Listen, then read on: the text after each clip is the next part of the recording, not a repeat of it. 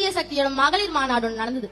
அதுல ஒரு அக்கா சொல்றாங்க, எங்களுக்கு மட்டன் பிரியாணி கொடுத்தாங்கோ, மாசா கொடுத்தாங்கோ, லட்டு கொடுத்தாங்கோ, குட் டே பிஸ்கெட் கொடுத்தாங்கோ, தண்ணி பாட்டில் கொடுத்தாங்கோ.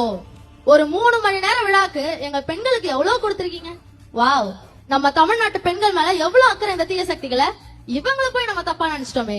சே 3 மணி நேரம் விழாக்கு இவ்வளவு கொடுத்தத சொல்லிட்டு 5 வருஷமா என்னென்ன கொடுத்தாங்கன்றத சொல்லாம மறந்துட்டாங்க பாத்தீங்களா அந்த அக்கா. பாவம், டைம் இல்ல போல. அதான் நாங்க இருக்கோம்ல, சொல்றேன் கேளுங்க.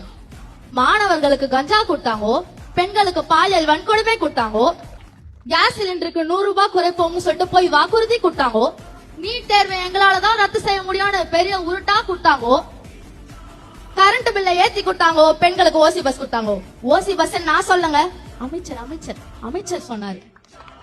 2.5 லட்சம் கோடியா இருந்த தமிழ்நாட்டின் கடனை 9.5 லட்சம் கோடியாக உயர்த்தி மக்களுக்கு பெரிய ஷாக் கொடுத்தாங்கோ. கருப்பு சட்டை அணிந்து கொண்டு பூரண மதுவிலக்கு வேண்டும் என்று எதிர்கட்சியாக இருந்த போது சவுண்ட் கொடுத்தாங்கோ.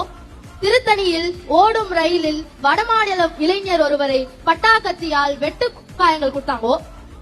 சென்னை பாரிஸில் கர்ப்பிணி பெண்ணுக்கு அடி உதை கொடுத்தாங்கோ. போலீசாரால் கடுமையாக தாக்கப்பட்ட சகோதரர் அஜித்குமார் அவர்களுக்கு திருட்டு பட்டம் கொடுத்தாங்கோ.